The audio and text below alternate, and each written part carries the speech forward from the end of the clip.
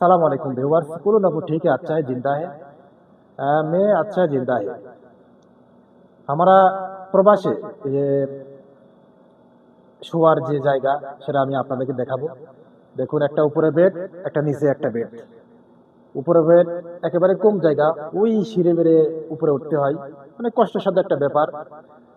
15-16 ঘন্টা আমরা ডিউটি করে এসে আবার এই লোহার খাটে, এটা অনেক সময় কারেন্টের শর্ট করে। এই যে খাট, অনেক সময় কারেন্টের আমরা শর্ট অনুভব করি, কতটা কষ্ট হয় আমাদের। যেমন মরার পরে আমাদের এই লোহার খাটেই কিন্তু আমাদের কবরে নিয়ে যাবে, ঠিক সেরকমই এই 15-16 ঘন্টা ডিউটি করে পরিশ্রম করে এসে আমরা আবার সেই লোহার খাটে আমাদের ঘুমাতে হয়। সেটা আমরা অনেকটাই অনুভব করি। এই প্রবাস জীবন কিন্তু অনেক কষ্ট, অনেক কষ্টসাধ্য একটা এই প্রবাস জীবন। যারা আসে, যারা এই প্রবাসে রয়েছে, তারাই কিন্তু বুঝতে পারে।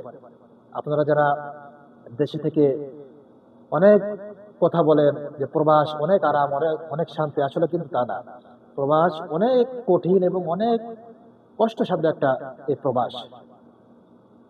দেখুন, এই উপরের মানুষ কিভাবে সইছে, ছোট্ট একটা জায়গা, অনেক সময় ঘুমাইলে পরে আমাদের কিন্তু সেন্স কিন্তু ঠিক থাকে না, যার কারণে অনেক সময় একাত ওকাত হলে পরে এটা নিচেই পড়ে যাওয়ার সম্ভাবনা থাকে। দেখুন উপর থেকে কতটা নিচে, অনেকটাই রিস্ক।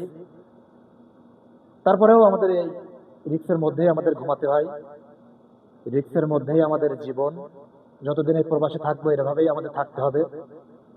তো ভিউয়ার্স, সবাই ভালো থাকবেন, সুস্থ থাকবেন। আল্লাহ হাফেজ।